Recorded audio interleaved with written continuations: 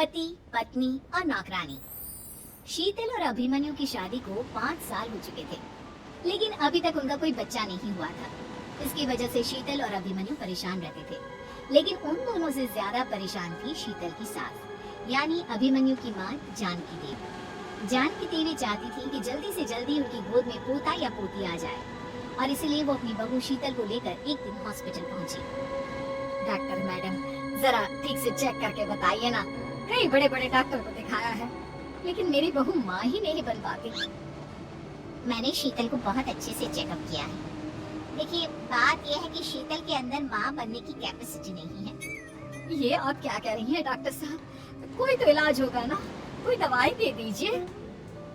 देखिए, कुछ प्रॉब्लम ऐसी होती है जिनका कोई ट्रीटमेंट नहीं होता। आई एम सॉरी टू से, लेकिन शीतल कभी माँ नहीं बन सकती, क्योंकि उसके यूट्रस में अंदर से ही कुछ प्रॉब्लम है। घर आने के बाद क्या हुआ माँ?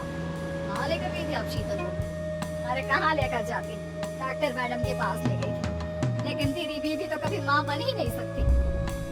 मम्मी जी, इसमें मेरी क्या गलती?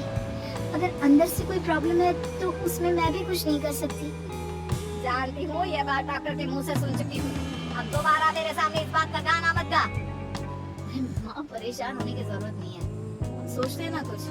अरे क्या सोचेगा तू, जब डॉक्टर कह चुका है कि तेरी बीवी माँ नहीं बन सकती, तो पता क्या सोचेगा तू? कहाँ से लाएगा बच्चा? माँ, ये तो मैं भी नहीं जानता। अभिमन्यु, क्यों ना हम अनाथ आश्रम से एक बच्चा गोद लिया है? क्या फर्क पड़ता है बच्चा हमारा हो या गोद लिया हुआ? आई बड़ी बातें बनाने वाली, क्या फर्क पड़ता है? अरे क्यों फर्क नहीं पड़ता? मुझे इस वंश को आगे बढ़ाने के लिए मेरे बेटे का खून चाहिए, किसी दूसरे का नहीं। अब जानती है कि ये अब पॉसिबल नहीं है। मैं कुछ नहीं जानती। मैं किसी पराये की औलाद को इस घर में अपना पोता या पोती बन के बढ़ता हुआ नहीं देख सकती। मेरा वंश मेरे बेटे के खून से ही आगे बढ़ेगा। लेकिन मम्मी जी, ऐसा कैसे हो पाएगा? आप अच्छी तरह जानती है ना, मेरा और अभिमन्यु का बच्चा नहीं हो सकता।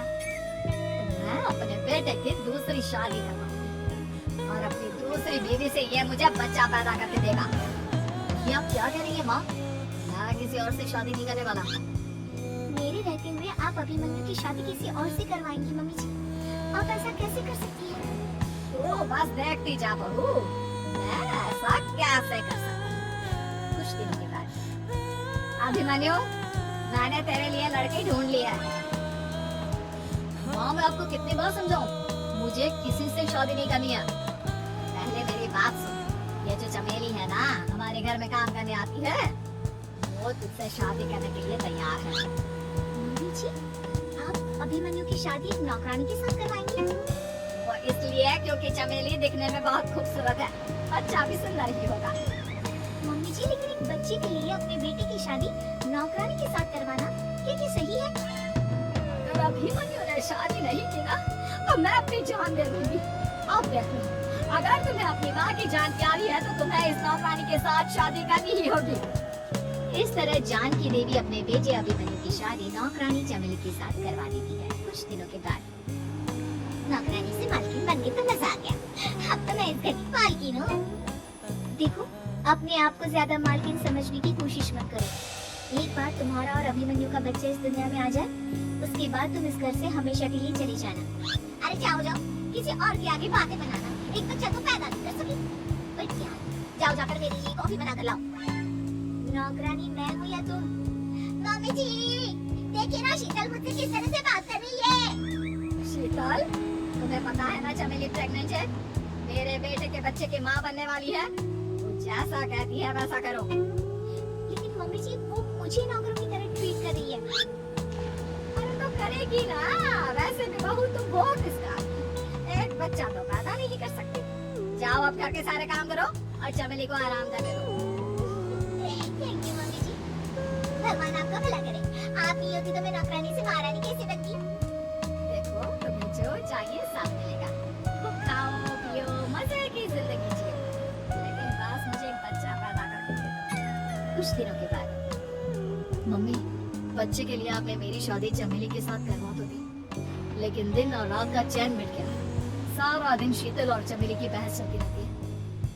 अब शीतल को इस घर में रखने से क्या होगा? मैं तो कहती हूँ उसे घर से निकाल दो, है भी किस काम की। मैं ऐसा नहीं कर सकता माँ, वो मेरी पत्नी है, उससे बहुत प्यार करता हूँ मैं। तुम्हारी पत्नी चमेली है, चमेली, उससे प्यार करो। अरे तुम्हारे बच्चे को जन्म देने वाली है वो। अभिमन्यु, मैं खुद ही इस घर से चली जाती हूँ। वैसे भी अपने ही घर में नौकरों की तरह रहकर परेशान हो चुकी हूँ। घर की नौकरानी मेरे ऊपर हुक्म चलाती है, वो तुम्हारी पत्नी बन चुकी है। अब मेरा इस घर में क्या काम? अभिमन्यु के बार बार रोकने पर भी शीतल उस घर से चली जाती है। कुछ दिनों के बाद चमेली एक बच्चे को जन्म देती है। भगवान ने मेरी सुन ली, मेरे बेटे का घर भर गया, उसका अपना बच्चा इस दुनिया में आ गया है। मम्मी जी, बच्चे को हाथ लगाने से पहले मेरी एक शर्त तो सुन लो। कहना क्या चाहती हो चमेली? आपकी मम्मी को बहुत शौक था ना अपने पोते को खिलाने का। अब देखो, इस दुनिया में हर चीज की कोई ना कोई कीमत होती है। तुम अपनी आधी प्रॉपर्टी मेरे नाम कर दो, अच्छा तुम्हारे नाम। अरे लेकिन मैंने अपने बेटे से तुम्हारी शादी करवाई है, अब ये सौदेबाजी कहाँ से आ गई?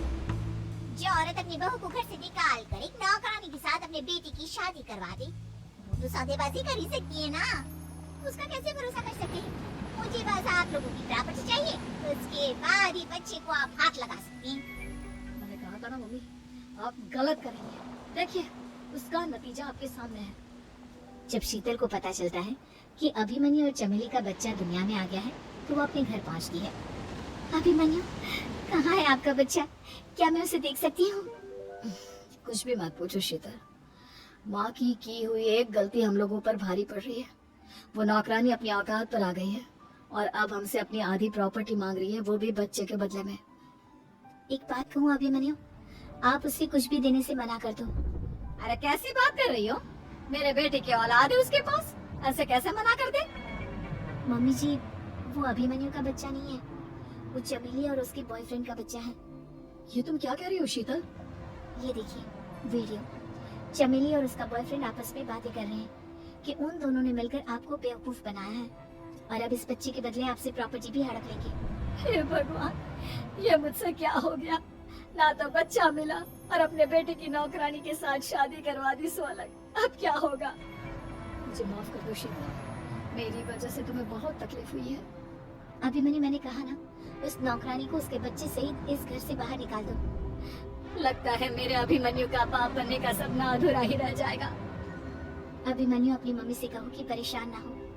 आपको याद है, एक बार हम एक IVF सेंटर गए थे, मैंने फिर से वहाँ जाकर बात की थी और आपको पता है, इस बार मैं प्रेग्नेंट हूँ, क्योंकि हमने वहाँ पर प्रोसीजर करवाया था जिसकी वजह से मैं प्रेग्नेंट हो गई थी। और इस बात का पता मुझे बस कुछ महीने पहले ही लगा है। हमारा बच्चा इस दुनिया में आने वाला है अभिमन्यु। मुझे माफ कर दो शीतल बहू, मुझसे बहुत बड़ी गलती हो गई। कोई बात नहीं माँ, लेकिन अब हमें उस धोखेबाज नौकरानी को इस घर से बाहर निकालना है और इस घर के मालकिन को वापस घर लाना है, वो भी अपने बच्चे के साथ।